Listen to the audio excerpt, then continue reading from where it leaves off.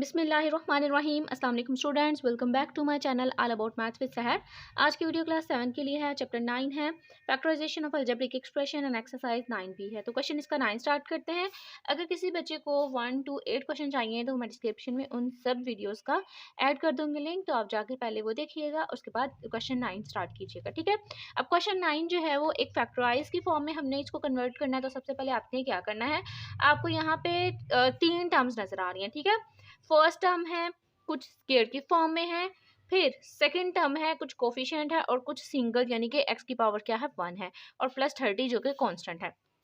अब यहाँ पे आपने क्या करना है, जब आप फैक्टर्स बनाते हो ना, अब इसमें से कुछ भी कॉमन नहीं आता और ना ही दो दो में से कुछ कॉमन आता है, ठीक है। तो ये हमारे लिए जो है वो क्या है, एक पॉइंट ऐसा है जिस पे हमने सोचना है कि हम इस पे क्या वर्किंग कर सकते हैं। तो आप यहाँ पे जो है वो फैक्टर्स बना सकते हैं। तो अब आपने फैक्टर्स किसके बनाने हैं, तो सबसे पहले आपने क्या करना है, मैं आपको यहाँ पे बता देती हूँ कि आपने किसके फैक्टर्स बनाने हैं और किस तरीके से आप इसको लेके चल सकते हैं, ठीक है। आपने यहाँ पे दो वैल्यूज ऐसी हैं जो कि आप एज इट इज लिख दोगे, उनमें कोई भी आपने चेंजिंग नहीं करनी। प्लस यहाँ पे बस मैंने क्या किया, एक्स स्क्वायर भी एज इट इज रहने दिया, प्लस 13 की जगह ब्रैकेट लगा दी, एक्स भी ऐसे रहने दिया और प्लस 30 भी ऐसे रहने दिया, ठीक है। ये चीज़ आपने याद रखनी है। सबसे पहला स्टेप ही आपने यही करना है कि जो आपके पास सादी वैल्यू है ना, यानी कि जिसकी पावर 1 है, आपने उसके कोफिशिएंट की जगह छोड़ देनी है, ठीक है। उसका जो कोफिशिएंट होगा, उसका जो नंबर होगा, उसको आपने जगह छोड़ देनी है और बाकी सारी वैल्यूज एज इट इज लिख देनी है। अब आपको क्या करना है, अब आपने सिंपली क्या करना है, जो आपको स्क्वायरिंग वाली वैल्यू नजर आ रही है ना, उसके बाहर कोई भी कोफिशिएंट नहीं है, बट यहाँ पे 1 एग्जिस्ट करता है, ठीक है। जिसका कोई कोफिशिएंट नहीं होता उसका 1 होता है। जैसे मैं जी की बात करती हूँ, जी भी एक वेरिएबल है ना, तो उसका भी क्या है 1 कोफिशिएंट मौजूद है। अब आपने क्या करना है, एक तो ले लेना है स्क्वायर की पावर का कोफिशिएंट, ठीक है, और एक ले लेना है जो जिसके साथ कोई वेरिएबल नहीं है, ठीक है, 30, यानी कि 1 और 30 को आप क्या करोगे, मल्टीप्लाई कर दोगे, तो ऑब्वियसली क्या आएगा 30, ठीक है। अब आपने 30 के मल्टीपल यानी कि 30 के जो प्राइम फैक्टर्स है ना, आपने इस वो ले लेने हैं। अब यहाँ पे फैक्टर्स लेने के ना 2 से 3 तरीके हैं, ठीक है। तो दो मेथड यहाँ पे मैं आपको सिंपली बता देती हूँ। आपने क्या करना है, या तो इसका फैक्टर्स निकाल प्राइम फैक्टर्स निकाल के आप इसको सॉल्व कर लें, या आप जो है वो एस्टिमेट कर लें। एस्टिमेट से आपको पता चल जाएगा कि आप किस तरीके से 30 ला सकते हैं। लाइक अब आपने ऐसी वैल्यू लिखनी है 13, यहाँ पे आप लिख दोगे, ये रफ वर्क में कर रही हूँ। दो ऐसी वैल्यू लिखनी है 13 की जगह जिनको मैं जब मल्टीप्लाई करूँ तो 30 आए, और ऐड और सब्ट्रैक्ट करूँ तो हमारे पास 13 आए, ठीक है। तो 30 हमें पता है कहाँ आता है, 13 के अपना मल्टीपल्स यानी कि देख लें कि कहाँ कहाँ आ रहा है। 30 हमारे पास जो है वो 2 पे भी आता है, 2 15 ज़ा 30, ठीक है, और 3 10 ज़ा 30। और अगर हम और रिवर्स करें तो 15 2 ज़ा एंड 10 3 ज़ा, मतलब फैक्टर्स हमारे वही बन रहे हैं। अब आप क्या करें, ये दो आपके सामने आ गए हैं, ठीक है। अब आपने देखना है कि यहाँ पे हमारे पास किस दो फैक्टर्स से हमारे पास 30 भी आता है मल्टीप्लिकेशन करने से, और एडिशन करने से 13 आता है, ठीक है। तो 15 में 2 ऐड किया तो 17, या 15 में से 2 माइनस किया तो 13। अच्छा, इस तरीके से भी हमारे पास 13 आ रहा है, और 3 मल्टीप्लाई बाय 10 तो ऐड करने से फिर से 13 आ रहा है, ठीक है। अब मैं आपको यहाँ पे बेसिक बताती हूँ कि दोनों से हमारे पास 13 आ रहा है, लेकिन मैं यहाँ पे आपको क्लियर कर दूँ, हमें यहाँ पे क्या करना पड़ेगा। अगर मैं ये लेती हूँ, किसी एक के साथ मुझे माइनस लगाना पड़ेगा, क्योंकि हम माइनस कर रहे हैं ना। तो 15 में से जब मैं 2 को माइनस करूंगी तो माइनस जो है वो मल्टीप्लिकेशन में आ जाएगा, हालांकि यहाँ पे क्या है प्लस। तो आपने दोनों वैल्यू कौन सी ले लेनी है, प्लस वाली। तो यहाँ पे भी आप क्या लिखोगे, 13 की जगह +3 +10।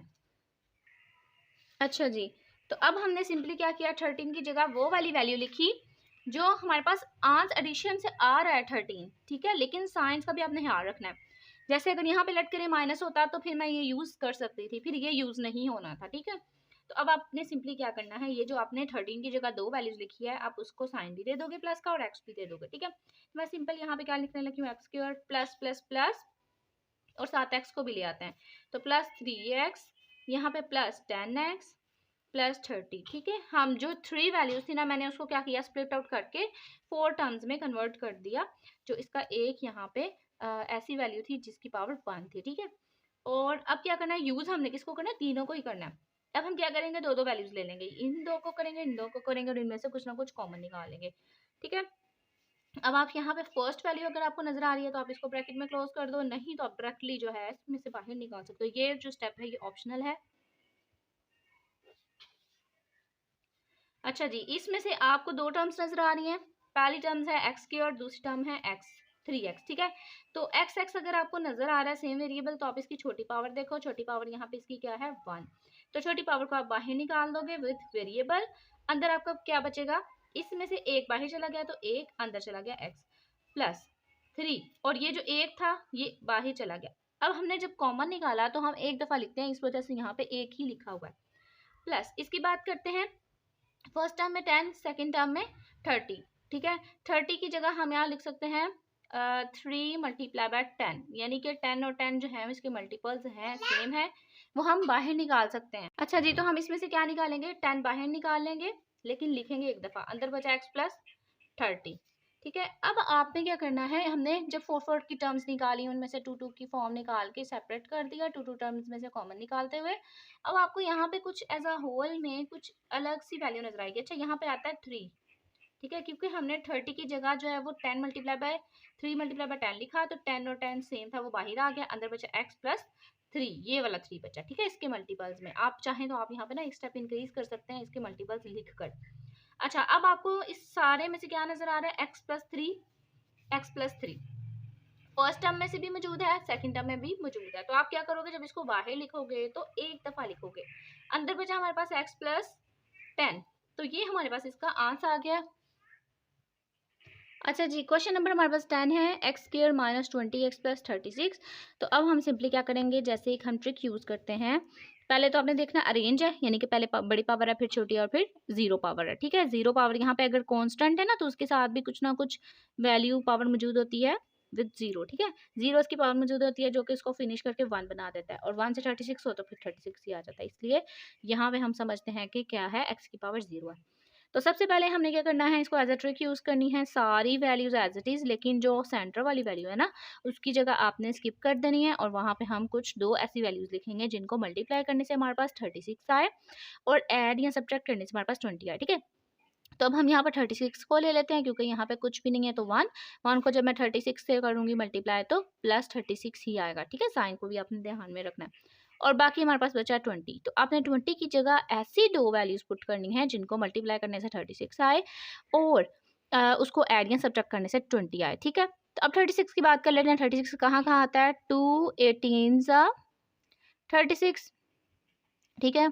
उसके बाद 3 1 3 एंड 3 2 6, यानी कि 3 12 36।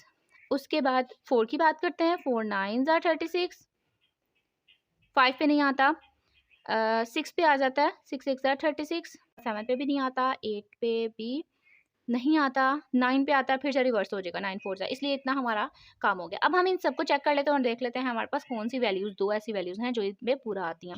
जैसे अगर हम बात करें 2 और 18 की, ठीक है, 2 और 18 को मल्टीप्लाई करने से 36 तो आ जाता है और प्लस का भी आ जाता है। अब हम बात करते हैं इनको ऐड करने की, दोनों तरफ अगर मैं प्लस लगा दूँ तो प्लस प्लस प्लस 2 में 18 ऐड किया तो 20, ऑब्वियसली हमारे पास सीधा सीधा जो है वो क्या आ जाएगा, 2 और 18। ये दो फैक्टर जो है मैं लेके आई हूँ एस्टिमेशन से। नेक्स्ट को अगर मैं देखती हूँ, देख लेते हैं, ऐड करते हैं, 12 में 3 ऐड किया तो आ गया 15, 15 नहीं हमें चाहिए। 9 में 4 ऐड किया तो 15 चाहिए, 15 भी नहीं चाहिए। 12 6 में 6 ऐड किया 12, यानी कि जो हमारे पास फैक्टर बन रहे हैं वो इसी के बन रहे हैं। तो हम क्या करेंगे, डायरेक्टली यहाँ पे पुट कर देंगे विद साइन, ठीक है। मल्टीप्लिकेशन का साइन ही आपने अप्लाई करना है, आपने एडिशन के अकॉर्डिंग अब इसका साइन अप्लाई करना है।